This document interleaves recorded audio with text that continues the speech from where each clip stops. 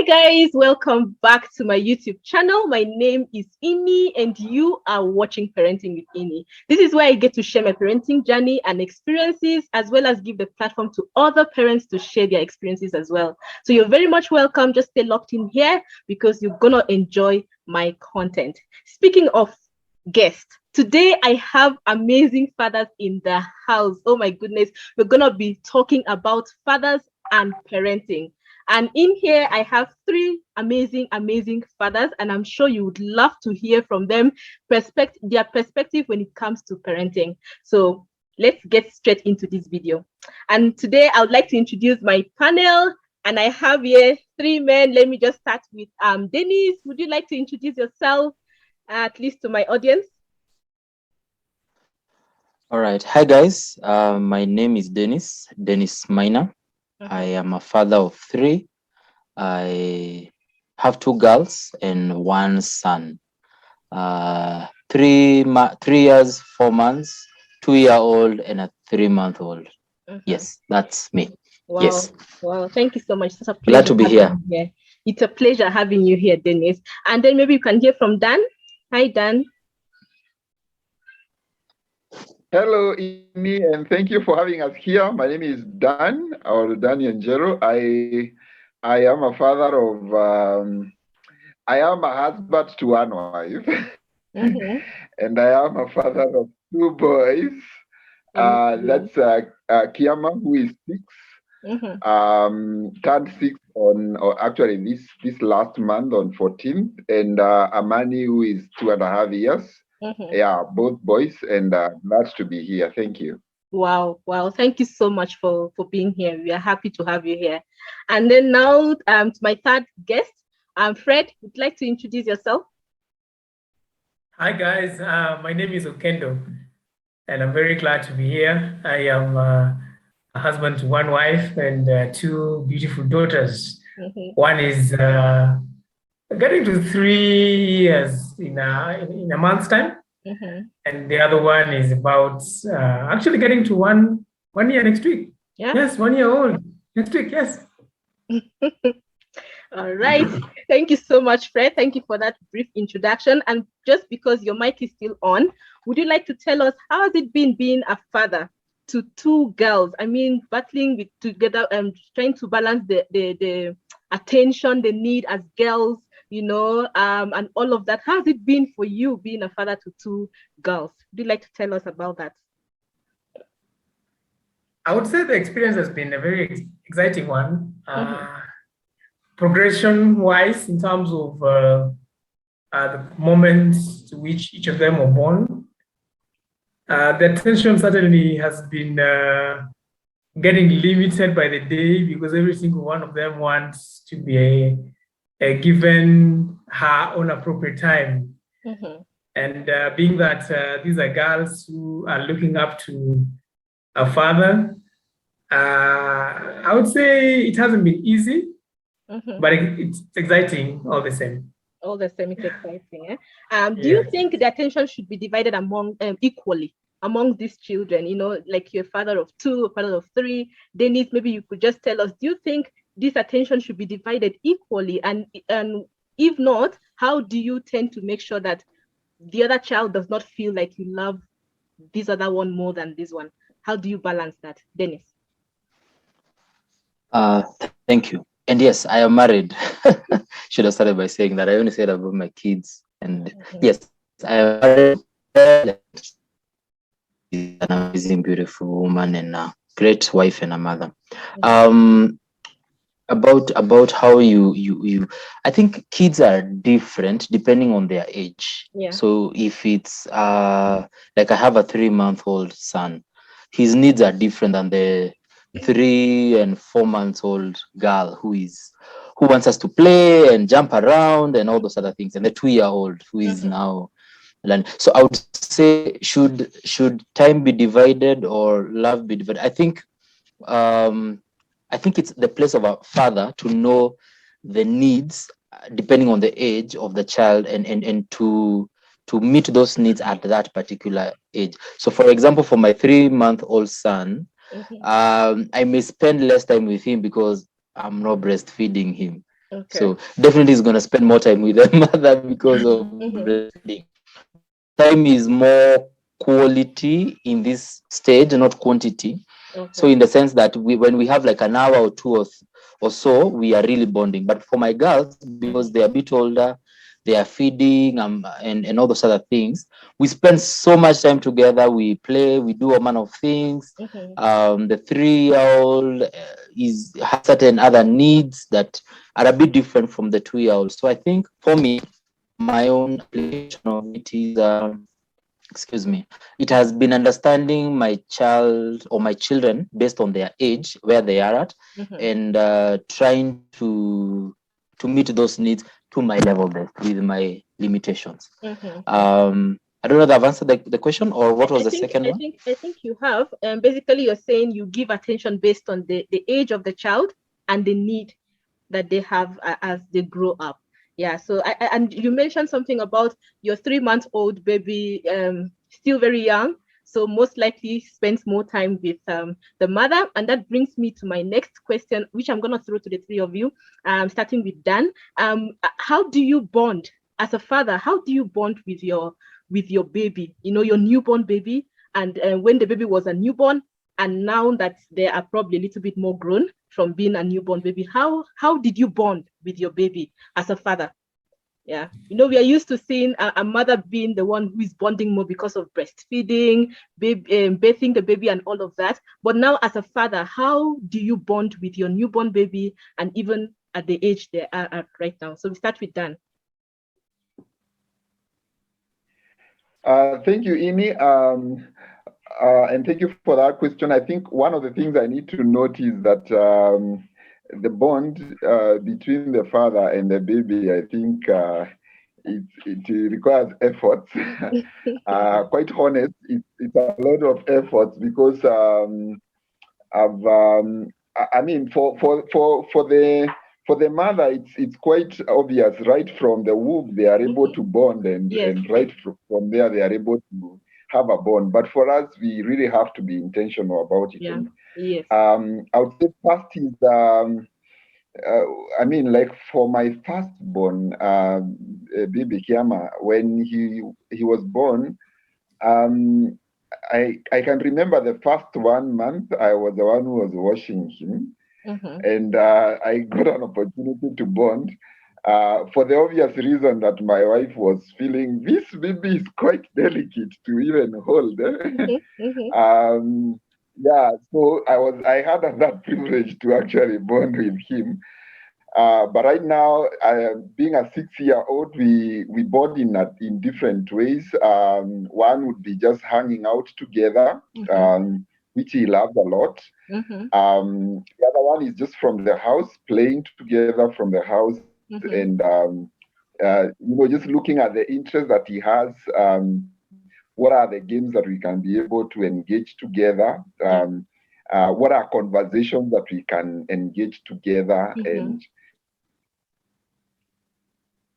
And the other one that I really love is when he gives me a call, like I am at work and, tell someone from home, I need to talk to daddy, and he calls me. Wow. And he gives me the whole story of how the day has been.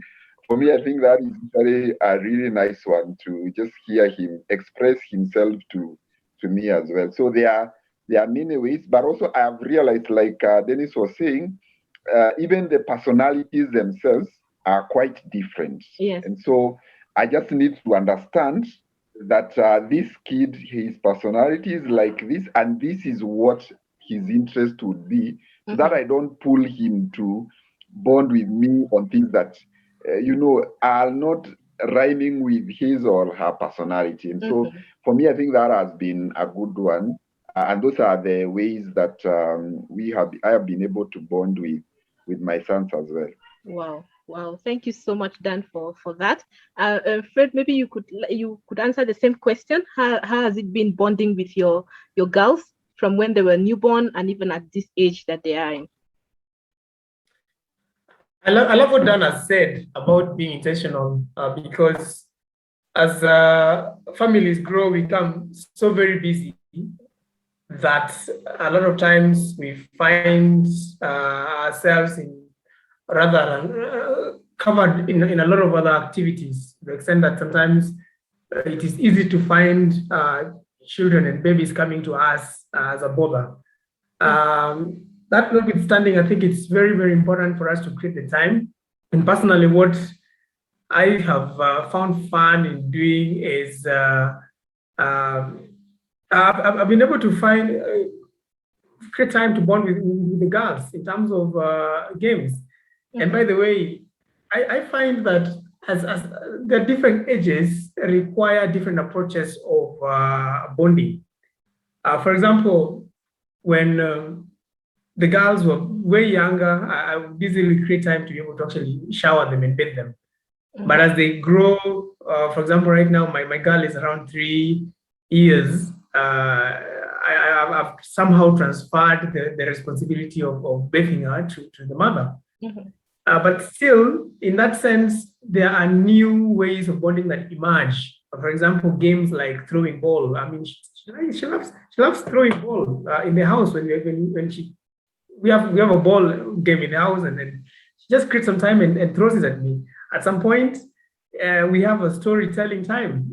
We call it story time, where she just picks one of the favorite books that she loves and just comes and says, "Daddy, read for me a story." And that moment is usually very, very awesome. Besides that, again, just as a family, when we pray together, she even knows the time that we do pray. And that to me is really, really exciting as well. Others are walking in the sun, putting them to sleep. And the small one right now is actually feeding her, which again is a moment where at some point she finds it fun when I put food and she runs around, comes back, and it's also very exciting, I would say. Well, thank you so much for bringing those pointers out, Fred. And then maybe you can just hear from Dennis. How has it been bonding with your babies, So I think I join with what Daniel and Fred have said in terms of being intentional about it, seeking for creative ways with the time and all that. So let me start in reverse. So from the younger one, the 3-month-old, how do we bond? I think an infant, less than a year old, just holding them and making eye contact, rubbing their nose, on top of washing them, changing them, and just smiling and just laughing with them. I think for me that has been the best. One of with all the three of my kids, the girls, and now specifically my son, and it's a refresher having a son. In the sense that it's a bit different than the girls. The girls were quite interesting. Now because my girls are now growing, 3 years and 2 years, I mean, they are all over. I think they're in the season of a lot of energy. So on top of feeding them is also a way of bonding, as Fred has also said, in terms of praying with them, because we're Christians, and reading the Bible or reading other storybooks. One of the other things we found very helpful is actually doing a picnic. And actually just going out. They just love outdoors. And then in the season where we are trying to help them know the different types of animals. So a cow, horse here, a dog, a cat, a kitten, and some of our neighbors have kittens and pets. So we are not yet at the stage where we have allowed them to have pets. We tried it for a week, and it didn't go well. So we decided let's postpone it to a later time. Maybe I think we're a bit too ambitious. So but it's something we want to do in future, but not right now. So I think exposing them to pets, and also even outdoors, especially the places outdoors, trees, a footbridge, and all those other things. So we found going with them on a picnic, it's really, especially when the weather is favorable, it's really helpful, and it has really and I think even as Fred and Daniel were saying, just running all over with them. Mm-hmm. Like if it's kicking a ball, mm-hmm. and just basically playing with them. So it has been the older girls. It has been quite because they have a lot of energy to emit. They need outlets. So for them, I think the bonding right now is more, it's more outdoors and more activity oriented as compared to when they were younger, or as compared to the 3-month-old who wants just more touching and just that warmth. Yeah, in that sense. But still, of course, there are also girls. They still love hugs and just to be held and touched, and so I think it has also in many ways, those are some of the examples of how I bond with them. But for me, the key word is intentionality and creativity. That's true. Yeah, thank you so much. Thank you so much, fathers. At least maybe just in case there's a father out there, you're wondering, how can I bond with my babies? How can I create a moment with my babies? As you can hear, my guests have shared quite a number of tips: praying together, sun time with your babies, feeding them, storytelling time, bathing your baby, hanging out with them, playing with them, going for picnics, holding the baby, putting them to sleep, calling each other, while you're at work. Those are some amazing ways you can create bonds, with your child. So don't be left out and think parenting is about the mothers alone. Even the fathers can bond with their babies as well. And so Dennis, just because your mic is still on, maybe you can just share with us what are the not so good moments you have experienced so far as a father. Those challenging, and the challenge is part of being a father.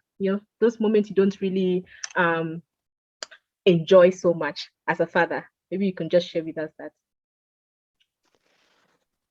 that. Two come into mind.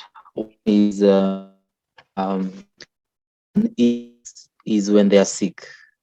I think if there's a time you feel helpless as a father is when your kids are unwell, and either they have a fever, and then nowadays because of the weather and all these other things, I think there's just a flu going all over. So constantly, like once in a month or so, at times they get a fever. Sorry, they get a flu that leads to a fever, lack of appetite. It's like a cycle. So, man, you feel so helpless. You're like, what do? Do you can't do anything. Of course, the only thing you can do is take them to the hospital, get some drugs here and there. But other than that, there's nothing else. So I think for me, that is usually the time I feel, wow, I can't do anything. So that is one. Two, this is more personal, and maybe my weakness is the not so good times of parenting is when I get angry, and the place of learning how to discipline and maintain your cool and your head, especially the 3-year-old and the 2-year-old. Oh my God. And then when they gang up together, oh my God. Oh, so the place of I think for me, I so because of my personality, I love order. I love order. Be this way, this way. My children, the 2 girls, they're in a season where they love exploration. And now, since working from home, and you are at home much and all that, so you are basically with them the better part of the day. And they love to explore, and they love to make a mess, and they love to do all manner of things. So I think you kind of lose your patience, in all honesty. And I think maybe I'm speaking for myself, but I kind of lose my patience, and I kind of be like, oh my God, the place of now thanking God for a wife who's opposite of my personality. She's more patient and enduring, and she helps me in that area. But I think one of my low moments is the place of when the kids are really making a mess, and it's really getting to me. And yeah, and now how do you discipline? So I think that's also a challenge for me. It's something I'm growing in as a man, as a father, and I thank God for my wife who's helping me on that, but it's a challenge. Wow. Well, the struggle is real. And then maybe just to throw this to Dan, what do you wish you knew before being a father? What do you wish you were told that you're now experiencing it right now that you wish you were told before being a father? Yeah, Dan.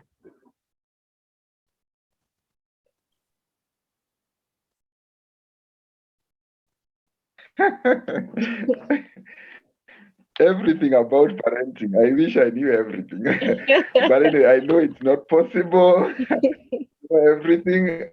I think particularly is just to uh, I'm just trying to think what should I sieve and leave out. But I think one of the biggest one, which I think it happened just at the time that I was becoming a father, was to know the way the values of a kid form is in a big way determined by me, who is an authority to this kid. But also something else that I learned.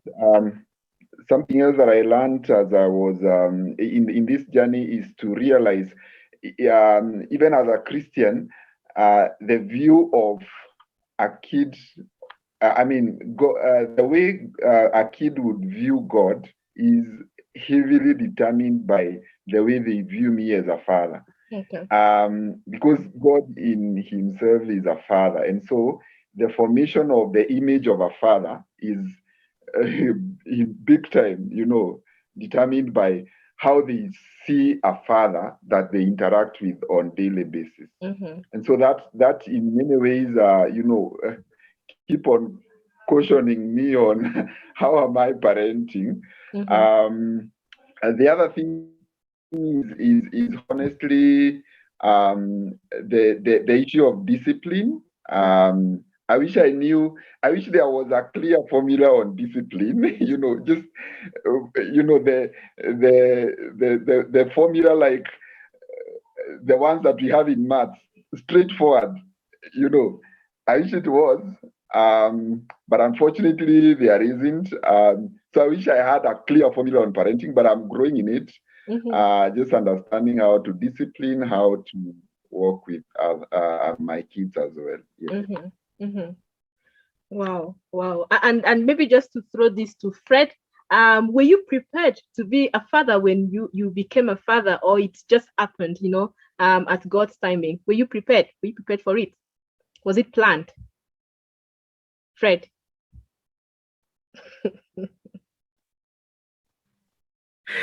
That's a very, I find like that's a very targeted question, but I'm struggling because was I prepared? I am not so sure whether I was prepared because at the place where baby is now come, I think it's a discussion of whether I'm not really sure I would answer that directly, like I was prepared, yes or no. Because me, I was enjoying myself and the baby came.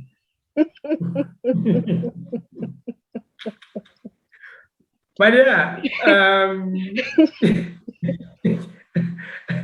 God so fit to bring me along the journey of my having fun. But then I accept because now they're here. Will I throw them away? No, I'll take responsibility because I am a man. Every man takes responsibility of having given out a seed that comes into form of a baby or a child. I mean, every person can actually give sperms for babies to come out, but not everybody. It's only fathers who stand out and say, I'll take responsibility for my actions and then be a father when I'm called out to. And by the way, this is a call which actually is it's a greater call. It's enjoyable, it's fun as much as, of course, it's very taxing, but it's very, very noble and then worth it, I would say. Wow, thank you so much for that response. Just now, as we round up this session, I would like to throw this question to each and every one of you. You give us your parting shot as you answer this question as well. Is parenting easy?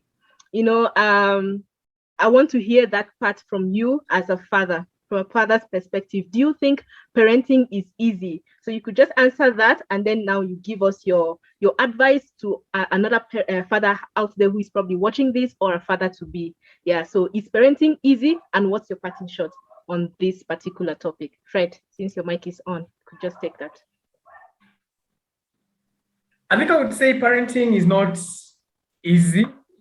I don't think it's a question of whether easy or hard, but certainly it calls for resources, it calls for availability, it calls for readiness in terms of taking actions on what necessitates livelihoods of your children, because that is what men do, that is what fathers do. In terms of my parting shot, I would put it in 2 words. For every father, be there, be present.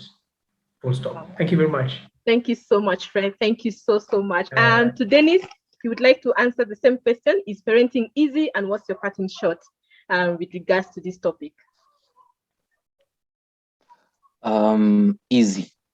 I think if it was easy, then we would not have the many problems we have in the world today. I think because every father would step up. So I don't think parenting is easy. The broken homes we see, from a criminological point of view, the social ills, the crime rates, and all that, all boils down to fatherhood or the lack of it. So I think definitely there is nothing easy about being a father. And I think as Fred said, any man can go there and just impregnate a girl. It's as long as biologically you are healthy, it's possible. But being a father is a call and a calling, a responsibility that has an eternal how would I put it? That has an eternal fruit and an eternal. It's actually like the book that I love so much. Dad is destiny. Fatherhood really affects the destiny of a child and children and a society and a country. So for me, that is my parting shot. I think more like Fred. I think because of the fact that, and I think Daniel mentioned it, that I wish we were all prepared in one way or another on what parenting and fathering means. I think for me, the little I've come to learn with my children. If there is one thing I want to do well, it's just the ministry of presence, just being there. I don't know so many things. I don't have answers to it. Please don't come with a manual like a TV or like a phone or like, these guys just pop out and they come and they expect you to know what you're supposed to be doing. So I think for me, one of the things that when I feel helpless and I don't know anything, the only thing I try, not always perfect, but I try, is just to be there. Be there, be available. And in case I don't know what to do, I pray, ask God, and I hold my baby. And then I leave the rest to God. Wow. Yeah. Well, thank you so much for that response. And then Dan, would like to tell us, what do you think? Is parenting easy? And what's your parting shot with regards to this topic? Thank you, Ini. Definitely no. And I would say no for this one reason. Just picture this. Dan, as he was raised in his own worldview with his family, his orientation quite different, with a lot of challenges in the world we are in. And so is Rachel the same. She's been raised in her own world, in her own orientation, with all the many cares of this world. And in one way or the other, we come together as so to say, wounded people in one way or the other. Either we are conscious about it or not. And it's very easy for us actually to pass that to the next generation. Very easy. Because some of those things are in our subconscious. We are not aware about them. You grew up in an environment, you are not affirmed, and it's very easy for you to pass that to the next generation. And that's where now parenting becomes quite a task. Because first I need to understand myself, understand how did I see fatherhood when I was growing up? What were the shortcomings of the fatherhood I saw when I was growing up, even though my dad had the right intentions at that very point? And just asking myself, what exactly would God want me to, how would God want me to father in this season and in this generation that I'm raising? And that becomes quite a difficult one. And also just understanding what are the wounds I'm carrying, which I can easily met your son doing something and you slap, you slap him a very, very huge slap, and you're wondering, where did that come from? And when you trace it, you actually realize it's woundedness within you. It's not anything to do with what the son or the daughter was doing. It's actually the woundedness within me. And just understanding that and walking the journey of healing as I make sure that I don't pass that to another person is quite a task. Wow. And so that is what, for me, I think makes it quite a task and a hard responsibility. But by God's grace, we are able to walk the journey. My parting shot is what my dear colleagues here have said. The world will only change. The world will only be different if fathers are different, if fathers are intentional, if fathers become fathers in their homes, and we walk the journey of being a father, even though we may not have everything right, but at least we are intentional enough to say, I'm walking each day at a time to become a better father. And I think that will make the world a beautiful place. And so it was good being here. I've really enjoyed and learned as well. And thank you for having us. Thank you. Thank you so much. It will be so not complete if you guys don't answer just this one question. I'm so sorry, but this is a bonus. Do you think the way your parents parented you, is it the same way you're parenting your baby? And what one word would you want your child to remember you for as a father? If you don't mind, how would you compare your parenting with that of with your parenting with the one you received from your parents? And what one word would you want your child to remember you for as a father? Maybe we can start with Dan, since your mic is on. Honestly, I can tell you with a lot of confidence, my dad did the best he knew how to. That one I know. But I don't think the way my dad raised me up and my mom raised me up is the way I would want to raise my boys. Okay. And for various reasons, the world has changed, things have changed, environment has changed. There is a lot that has changed. And so I wouldn't want to raise my kids the same way. But I'm not saying my dad didn't raise me the best way. I think he did his very best to mold the person that he really desired. I think that's how I could answer that. Okay. Yes. And what one word would you want your child to remember you for as a father? Just in one word. My son, I would really love if he remembers that I got him covered on all occasions. All occasions, I got him covered. I was there. I was present. I got him covered in all occasions. I would really love if he remembers me for that. Nice. Nice. Thank you so much, Dan. And then maybe to Fred, would you like to answer the same question? The way you're parenting your babies, is it the same you received from your parents? And what one word would you want your girls to remember you for as a father? Thank you very much, Yuli, for that question. I think my response may or may not entirely coincide with Dan's. And my response is I somehow think that there's always a shadow of our fathers in us. Whereas many times we may not like what our fathers did, and perhaps we probably have changed tact in our approach to life because of maybe the advancement of society, globalization, and all such kind of things, information. Somehow, some traits still follow us along the journey.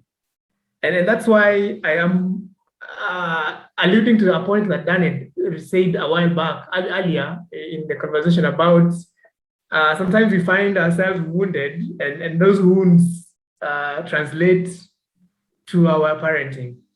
But then approach that he also said, which I love, is the aspect of us trying to find the source of that wound and seeking the help of God to heal from it. Mm-hmm. And of course, it's not only the aspect of wound alone, there are also other aspects of that we borrow from our fathers. So I may not say that I entirely copy-pasted the way my father parented me to my children, because the times have changed, the same way Danny said.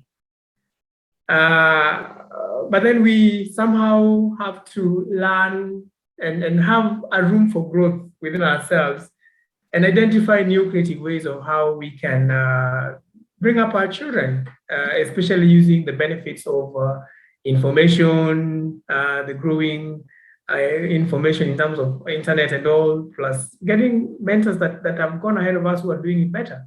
Mm-hmm. The way I would like my children to remember me, my girls to remember me, is I was there. I was present in their lives. I think that to me is really, really important, and it makes a big difference in anything I do. I want them to remember that I was present right from day one when they were born. And that to me gives me a lot of pride. Thank you. Wow, thank you so much, Fred. Thank you. And then now we can hear from Dennis. Would you like to answer the same question? Has it been parenting? Is it the same with what you received from your parents? And what one word would you love this lovely girl to remember you for as a father? Elsa, say hi. Hi. Hi. All right. Now say good night. Good night. See you. See you. All right. Bye-bye. Now go sleep. No. Yes. No. So I'm usually the one who puts them to bed. So yeah. You're almost done. So what no pressure. Okay. She was just coming to say goodnight before she goes and sleeps. Okay. So the question was, what would I want them to remember me for? Yeah, what one word would you want them to remember you for as a father? And also, is your parenting the same with what you received from your parents? Yeah. I think we are products of our socialization. We are products of how we were socialized, either consciously or unconsciously. So to a large extent, I do borrow from that, consciously or unconsciously. I do borrow a lot from that. So yes, I would say that. I do borrow from my parents and how they raised me up and how I saw what I saw. So of course, now the beauty is I have a wife who's different from a different socialization context and everything. So we kind of help one another, and my weaknesses and my limitations hedged out by her support. So what is the one thing I would love? Yes, this is Elsa and her other sister and my son to know. I think I would want them to know that I love them and I will always be here for them. Wow. Yes. Wow. I love them and I will always be here for them. I would like my Elsa to know that, my other daughter to know that, and for my son, especially, it's easy for me as a father to tell the girls that, but I also would like the boy, the son, to know that I love him and I will always be there for him as his father. And when I'm not there for him as his father, there is another father who is better and will always be there all the way. Yeah. Thank you so much. Thank you so much, Dennis, Fred, and Dan, for featuring on my YouTube channel and discussing this topic. It's one topic that it's rarely covered, and I'm glad that at least you brought out fatherhood. When it comes to parenting, just speaking out from the father's perspective. I really love that. Thank you so much. I really appreciate.